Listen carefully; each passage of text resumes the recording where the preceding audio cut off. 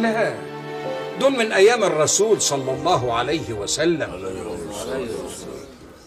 ده أنا كنت فاكر إن الغضب اللي على وشهم ده ظهر الأيام دي. عن أبي سعيد الخدري رضي الله عنه أن أبا بكر رضي الله عنه جاء إلى رسول الله صلى الله عليه وسلم فقال: يا رسول الله، إني مررت بوادي كذا وكذا، فإذا رجل متخشع حسن الهيئة يصلي. فقال له رسول الله صلى الله عليه وسلم: اذهب إليه فاقتله. فذهب إليه أبو بكر فرآه على تلك الحال فكره أن يقتله، ثم جاء إلى رسول الله صلى الله عليه وسلم فقال رسول الله صلى الله عليه وسلم لعمر رضي الله عنه: اذهب إليه فاقتله. فذهب إليه عمر فرآه على تلك الحال فكره أن يقتله، فرجع إلى رسول الله صلى الله عليه وسلم وقال: يا رسول الله، إني رأيته يصلي متخشعا فكرهت أن أقتله. فقال عليه الصلاة والسلام: يا علي، اذهب فاقتله.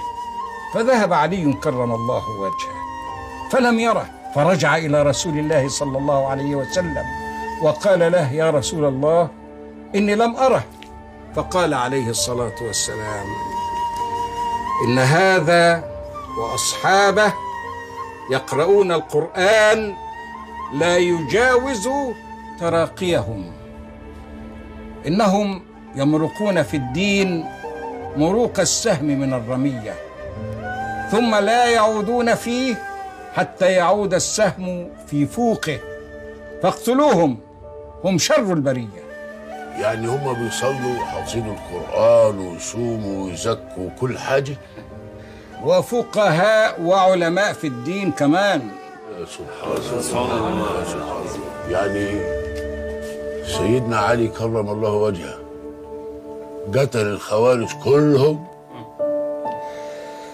والله لما قتل علي بن أبي طالب كرم الله وجهه الخوارج قال رجل: الحمد لله الذي أبادهم وأراحنا منهم. فقال علي كرم الله وجهه: كلا، والذي نفسي بيده إن منهم لمن هو في أصلاب الرجال لم تحمله النساء، ليكونن آخرهم مع المسيح الدجال. طيب، يعني الواحد يعرفهم ازاي؟ والله هم صنف من المبتدعة يتعدد خروجهم. أولهم كان زمن الصحابة رضوان الله عليهم، وهم أول من قال بتكفير أهل السنة والجماعة، وكانوا يقولون إن الحكم لله، وهم يستعملون القرآن في غير موضعه. إنهم خرجوا على إجماع علماء المسلمين، فلا يأخذون بالإجماع أصلا، فهم ينطبق عليهم حديث رسول الله صلى الله عليه وسلم: أكثر ما أتخوف على أمتي من بعدي رجل يتأول القرآن يضعه على غير موضعه. صدق رسول الله صلى الله عليه وسلم. فعلا هم يقرؤون القرآن ولا يخشعون له، ويصوموا ويصلوا لكن ليسوا أهل علم. سيماهم التحليق، بيحلقوا راسهم على الزيرو، غضبانين على طول، ال11 في وشهم ليل نهار.